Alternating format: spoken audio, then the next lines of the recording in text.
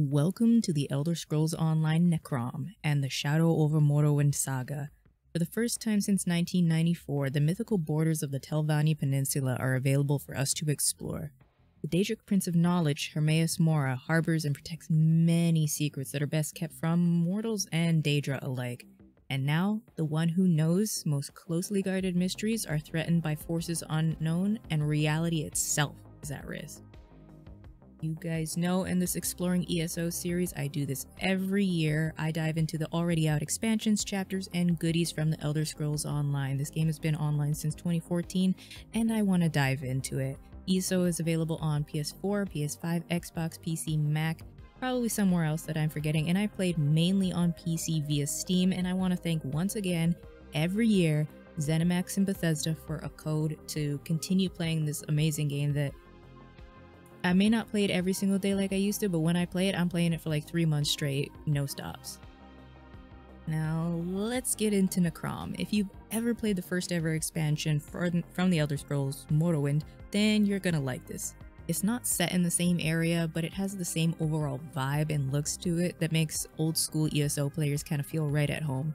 It's also one of the few places in all of Tamriel that is neutral to elves across all the spectrums, even though it is mostly inhabited by dark elves. The Telvanni Peninsula is a strange and beautiful land with towering mushrooms and structures that just reach to the skies, and it also has vast open waters and the green haze skies of the Daedric realms of Apothecaria, which I know I probably said that wrong again, just give you pause and awe a little bit. This is also the first time we've seen this area since 1994 in the Elder Scrolls Arena. That's a blast from the past. In Necrom, you become an agent of Hermaeus Mora. I'm just going to call him Mora. And you're tasked to investigate the mysterious threat to the Daedric Prince's most guarded secrets. You must seek out lost knowledge within the depths of the City of the Dead. You must walk between realities to uncover vast conspiracies powerful enough to endanger all of Nirn and Oblivion alike. Necrom features about 30 hours of content, even though it took me way longer to do everything. There's about 9 story missions alongside with the random quests you get, like every other chapter, and like most Elder Scrolls, we know that they have tons of Radiant quests and other quests and stuff to do, and it's better to try to finish these random quests that you'll get, like somebody standing in front of a delve, or you see somebody random on the road. Go and stop and help them first before you continue on with the main story missions, because it'll give you some unique interactions at the end or halfway through. Now, as you delve deeper into this chapter and deeper into the knowledge, there's this foreboding conundrum. You can encounter new and returning characters as well, including the high elf working for Mora called Laramel the Wise, and your fan favorite assassin returning, Naru. I can never remember how to say her name, and there's a bunch of other characters that you get involved with in this go around. Now, I have to say, maybe it's just me, but this chapter kind of felt a little sprung on us and not as promoted as, let's say, last year's High Isles or previous year's Blackwood.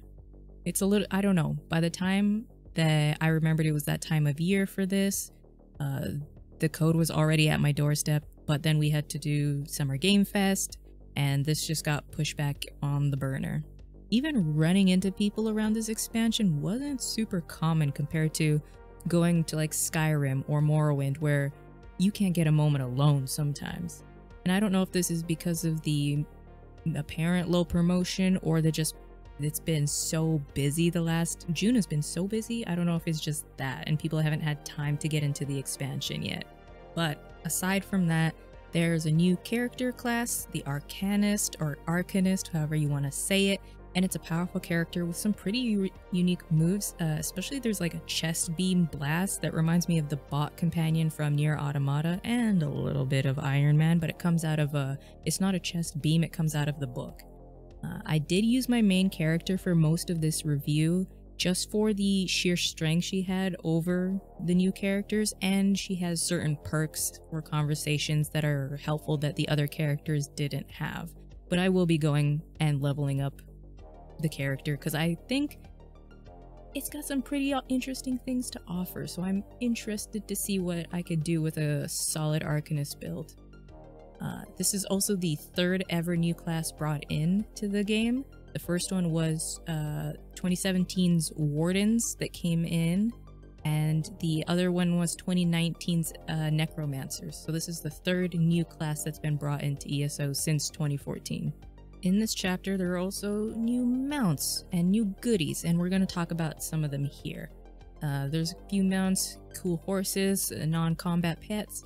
There's some 1 or 2 Tales of Tributes decks. There's 12 new fish, and like I said, non-combat pets to entertain you endlessly. There's also 2 new companions, both of which I got on my main character, but I still didn't use because I'm still trying to max out my relationships from the previous 4 companions. I'm working with Isabel right now, and I still have to go and work with the other 3 companions from Blackwood and High Isles. There's also a new 12-person dungeon, or trial, whatever you want to call it, called Sanity's Edge. I didn't do that because finding 12 people in this DLC or this expansion was a little hard at times. There's 10 points of interest, 6 striking locales, 3 in-world set stations. Set stations are crafting benches that you can stumble across, and some of them will have unique set stats and all that to them. There's 2 public dungeons, 16 shrines, 6 delves, 6 world bosses, 18 sky shards, and 10 lore books to get. On top of that, this cherry on top of this delicious ice cream that they've given, there's 2 new houses. A house at the bar that everybody gets for free, and the Enclave Emissary for 1.3 million gold.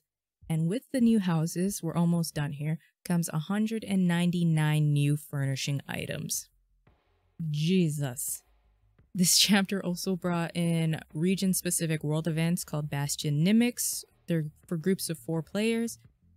Like I said, aside from the 12-person Sanity's Edge trial, this was the only other content I didn't do. That's right, I did all those points of interest. I did the 2 public dungeons, I did the shrines, the delves, the world bosses, the sky shards, the lore books. I did not buy the houses. I did not buy the Emissary Enclave, but I did get the free house that was there just for like a free fast travel point, because you can fast travel inside the houses and it's free if you own them, if people didn't know about that. But I didn't do these Bastion Mimics, these Mimic World events, because it's a bit of a process to set it up, and again, finding 4 people that want to do a full thing with you was kind of hard at times. But you have to fight a Herald Seeker, and they're kind of really hard opponents. Like, they're harder than I thought. I got stamped down into the ground when I first fought one, and you get stuff from them. I don't know what you get, and you pour it into the pools to go into these areas to fight. That's all I know. I've never seen one. I might go watch a video on how to do it and try to round up some members of my guild to do it. I don't know. I also noticed there seemed to be some technical issues when I first played this expansion. I had to log out and quit several times because I couldn't talk to or pick up anything. And I know that sometimes if you run past enemies, that's what happens. It traps you in like a combat cycle, and you literally have to log out, otherwise you can't do anything no matter how long you wait. So there is that I did notice a bit more this time around. But I know I just kind of down talked it, but let's talk about some of the goods that's come in. There's been a lot of updates with this expansion, a lot of quality of life updates that were some much needed things. Most of the updates, like I said, were quality of life things that people have been asking for over the years. The first one that I know people like is you can now favorite collectibles and mounts. Not only does that mean you can find your favorites, but they can be right at your fingertips and you can just show them off, because we all like to...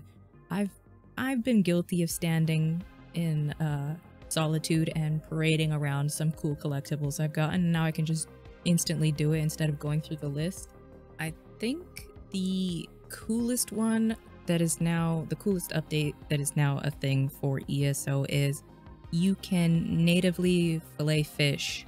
I will say it is not like as good as, so I use Voltan's add-on that I got off of, I think it was Nexus Mods or something like that. It will automatically fillet all the fish stacks you have in your pockets, which is nice. But this one you do it kind of like one by one. It's not the best, but if you don't use add-ons, it's something that you probably like been really wanting for a long time. And especially if you're trying to, like me, get the Master Fisher achievement, or you want to grind out provisioning. And I have to go back and go get all those fish, those 12 new fish now. Pray for me, it's going to take forever. So how I gave you a lot of information, I gave you a lot of good, bad, a bit of the story because I don't want to spoil it, and we'll see more as the year goes on. I think this expansion is cool and it adds more to the world of Tamriel. It introduces to some Daedric princes that people might not have known about or maybe even forgot about.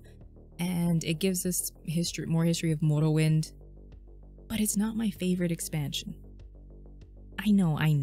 I really enjoyed High Isles from last year more than I enjoyed this. And that's not just because High Isles brought in the Tales of Tribute and companions that I really liked more than these companions and stuff. It's just, this wasn't my favorite expansion, but that does not mean in any way that people aren't gonna like it and that it's bad. No, this is actually solid experience that I had the entire time, and I thought it was beautiful. Most of the set pieces were amazing. The story was really good, and as always, I recommend the deluxe edition to mainly get all those goodies if you want to get into it. And to get every other chapter, so you can tell me if this was your favorite chapter or if it was High Isles, Blackwood, whatever, Western Skyrim. You can tell me what your favorite chapter is. And if you guys know, I have done this several times over the years, and I try to do a chapter every 6 months. Even though last year since COVID, I've been a little busy, so I try to do a chapter a month. So I've done Somerset. I think I was gonna do Skyrim. I can't remember what I was doing next, but I have some more chapters coming through. I'm just going back right now through the old chapters like High Isles and picking up things I didn't get. But overall, Necrom is a must play if you're already deep into the world of ESO and you want to see more of the secrets within. And as the year goes by, more of the content is going to drop. So there's going to be more DLC, there's going to be more story expansion, and my opinion of this might change, but for right now, this is going to be about a 7 out of 10 for me, but a 70% is still a passing grade, and it is still a chapter and an expansion worthy of being in ESO. I do want to again say thank you to Bethesda and ZeniMax for the code. Sorry it took so long to get this out here, but y'all know I really want to dive into every single corner I can and find out all the secrets I can. Now stay tuned for more. Like I said, I will try to get another of these out within the next year. I don't know which expansion it's gonna be, and maybe next year, if they like it, we can do the next chapter. But there will be more of the Shadow of